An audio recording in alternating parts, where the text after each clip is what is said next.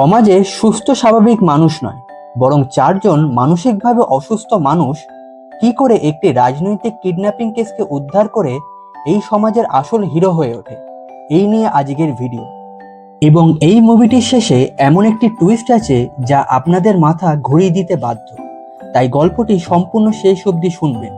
কিন্তু তার আগে আপনি যদি এই চ্যানেলটিতে নতুন হয়ে থাকেন, চ্যানেলটিকে প্লিজ সাবস্ক্রাইব করে ভিডিওটিকে লাইক করে দেবেন। মুভিটির প্রথমে দেখানো হয় চারজন মানসিক ভারসাম্যহীন মানুষকে, যার মধ্যে প্রথম জনের নাম ডাব্বু, যে কোনো ভয়ের জিনিস দেখলে সহজেই ভয় পেয়ে যায় আর সে কথাও বলতে পারে না। দ্বিতীয় জনের নাম রাজা, সে সহজেই খুব তাড়াতাড়ি রেগে যায়। তৃতীয় জনের নাম মিস্টার মুখার্জি, যার অস্বাভাবিক পরিষ্কার করার রোগ আছে। এবং চতুর্থ জনের নাম গঙ্গাধর, যে এখনো দেশ স্বাধীনের আগের অবস্থায় আটকে আছে। আর এই চারজনকে ট্রিটমেন্ট করে ডক্টর সোনালি। ডক্টর সোনালির বিশ্বাস যে তাদের সঠিকভাবে ট্রিটমেন্ট করলে তারা অবশ্যই সুস্থ হয়ে উঠবে।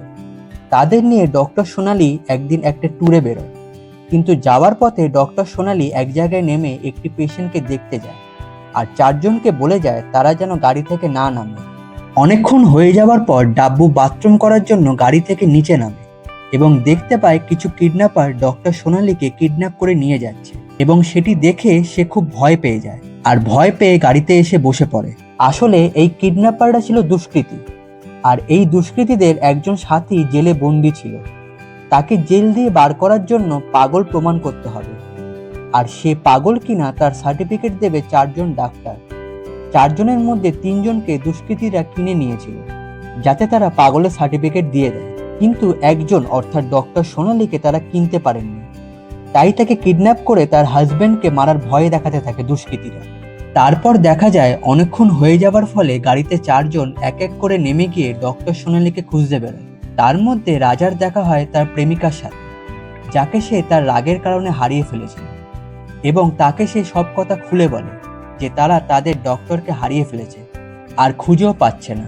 রাজার প্রেমিকা তাদেরকে সাহায্য করার সিদ্ধান্ত নেয়। তারা সবাই সিদ্ধান্ত নেয় ডক্টর সোনালির হাজবেন্ডকে যা হোক করে তার ওয়াইফের নিখোঁজ হওয়ার ব্যাপারটা জানাতেই হবে, তাহলে তারা তাদের ডক্টর সোনালিকে খুঁজে পেতে পারে। তারা চারজন ডক্টর সোনালির হাজবেন্ডের কাছে যায় সব ঘটনা বলার জন্য। এখানেই ঘটে মুভির আসল টুইস্ট। যাকে এই চারজন ভরসা করে সব কথা বলতে গেছিল, সেই ডক্টর সোনালির হাজবেন্ডটি ছিল এই দুষ্কৃতীদের আসল মাস্টার মাইন্ড। তারপর এই চারজনকে দুষ্কৃতীরা অর্থাৎ কিডন্যাপাররা এসে ধরে ফেলে আর ডিসাইড করে এই চারজনকে আর জীবিত রাখা যাবে না, যেহেতু তারা সব জেনে ফেলেছে।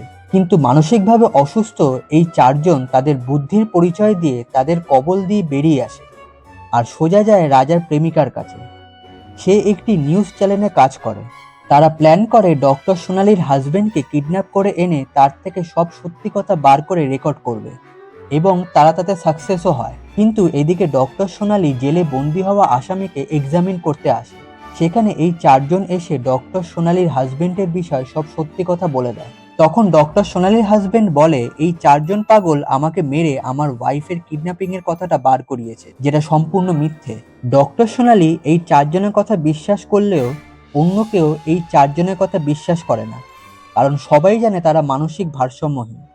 তখন এই চারজন বলে যারা আসলে মানসিক ভারসাম্যহীন এবং সমাজের দুষ্কৃতী, তারাই আজ পুরো সমাজটাকে ভারসাম্যহীন করে ফেলেছে। তাই আজ মানুষ ঠিক ভুলের বিচার করতে ভুলে গেছে। আর তখনই ডাব্বু, যে কথা বলতে পারতো না, সে হঠাৎ দুষ্কৃতীদের দিকে আঙুল দেখিয়ে বলে ওঠে কিডন্যাপ। তারপর সকলে এই চারজনের কথা বিশ্বাস করে যে তারা আসলে সত্যি বলছে। এই মুভি থেকে আমরা এই উপদেশ পাই, যারা তথাকথিত এই সমাজের মানসিক অসুস্থ বলে পরিচিত এবং সমাজে পিছিয়ে পড়া মানুষ, প্রকৃত অর্থে তারাই সুস্থ। তাই স্বার্থপূরণ মানুষদের সাথে তারা তাল মিলিয়ে চলতে পারে না বলে তাদের অসুস্থ বলে সমাজ থেকে দূরে রাখা হয়। গল্পটি ভালো লেগে থাকলে চ্যানেলটিকে প্লিজ সাবস্ক্রাইব করে দেবেন এবং ভিডিওটিকে লাইক করে দেবেন। দেখা হবে পরের ভিডিওতে।